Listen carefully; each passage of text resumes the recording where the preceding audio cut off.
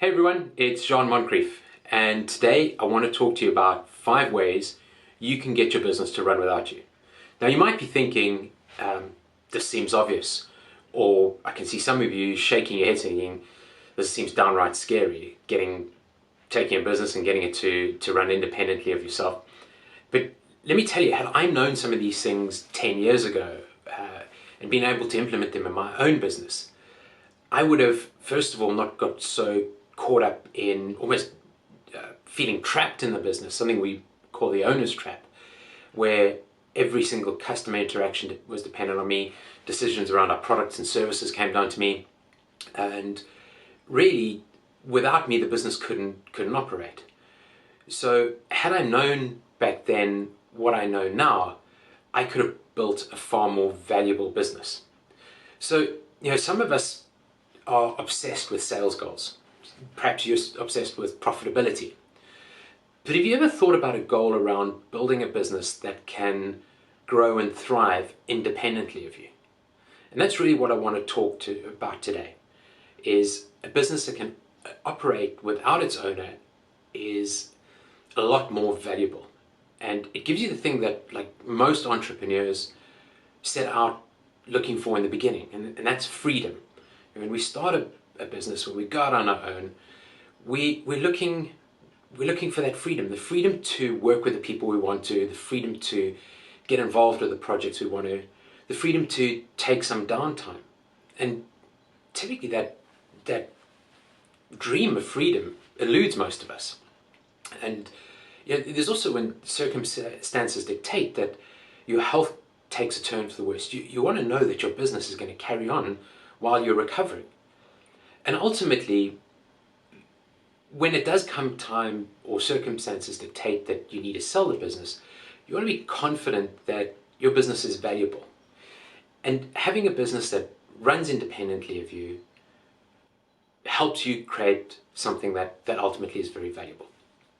So today I want to share 5 ways you can get started on making your business owner independent. The first thing is to write an instruction manual.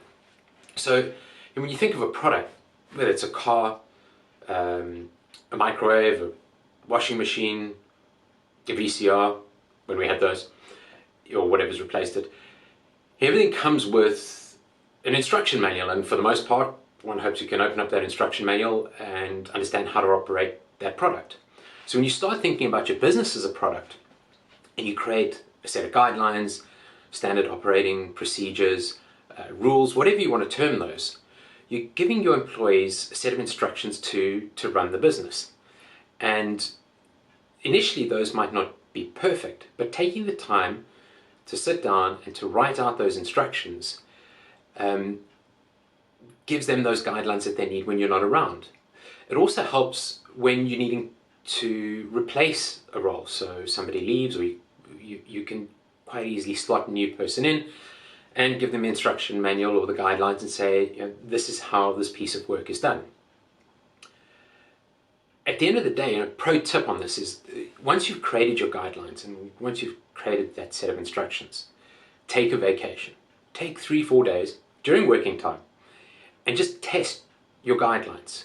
So immediately you get back, the first thing in your to-do list when you get back in the office is to see how things performed while you're away. And then work with your staff and take a look at the guidelines and say, okay, we need to add this or we need to adjust that. So the next time round, those guidelines work better for you. The next thing is to start vetting your offerings. So, what are the products and services that require your input? To sell them, to make them, to deliver them, whatever that is. And take these and make a list of all the products and services that require your input, and then rate them on a scale of 0 to 10, with, let's say, 0 being the things that are the least difficult to train your staff on, and 10 being the things that absolutely need your input, so it's going to take a while to train folks. And then every quarter, try and work through that list and take the zeros, the ones, the twos, train your staff, and commit to giving up some of those every single quarter, some of those products or services that you have to be involved in at the moment. Every quarter, you making a conscious effort to hand them off to somebody else in the organization or to another part of the organization. Number 3, start creating automatic customers. So if you're your company's best salesperson, then you've got a big problem. You need to work yourself out of a job. And that means looking at your business and thinking about, okay, what can I create subscription models for? What can I create membership models for? How can I find annual recurring revenue?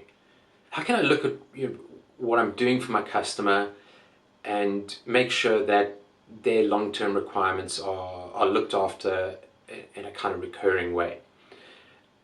And again, I can see you maybe shaking your head and saying, this is not possible in my business. The reality is, it is possible in every business. You can get everything from toothbrushes to shaving blades on subscription today. You can get a car, Volvo, on a membership or subscription model, television, you name it. The software you use in your business is probably on a subscription model. So there's no reason you can't think about ways of taking existing products and services and moving them into a subscription model.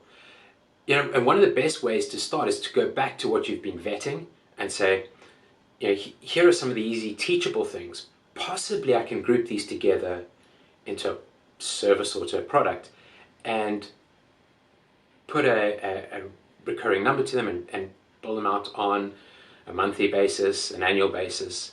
A great example is probably an accountancy firm where you're doing admin and bookkeeping services. Put those together, brand them something, and then sell them to customers on a recurring monthly basis at $49 or £49 a month or whatever you think. Next up, give your employees a stake in the outcome. Now, when I talk about it, I think to a great book Jack Stack wrote called The Great Game of Business, and I'll put that into the notes below. You can link to it and take a look at it. Jack took over a very difficult situation back in the 70s, I think, and he had a business that every week they had to service the debt with the banks, and they had lost many of the key customers. So he basically is thought of as the father of transparent books or open book management. And they opened up the books to all of the staff, and they gave them a stake in the outcome. And through this transparency around financial results, your employees are able to participate differently in the business. They understand what the financial constraints are, they understand what the financial goals are, and they can start kind of thinking about those goals and those constraints in the decision-making process. And I've seen some great businesses all over the world with big charts up with their numbers on the wall, or who run monthly town halls and talk about their results, so that all the time the people in the organization are intimately involved in the goals and then are ultimately rewarded on achieving those sort of financial results or goals through some kind of stake in the outcome. And in that Great Game of Business, there's some brilliant ideas and exactly how to write it, how to kind of start opening up your books. And if you want more information on that, just feel free to reach out to me, and I'll be happy to help. And the fifth and final thing, and possibly one of the most important ones, is to get people within the organization to start walking in your shoes. And perhaps you don't want to open up your financial results that much initially, but if you can kind of put the question to them, if you were in my shoes, what would you do? So if somebody comes to you with a question about buying new kit, or a question around how much they're going to charge a customer and should they give them a discount, or whatever that question is, start going back to them and saying, well, if you're in my shoes, what would you do?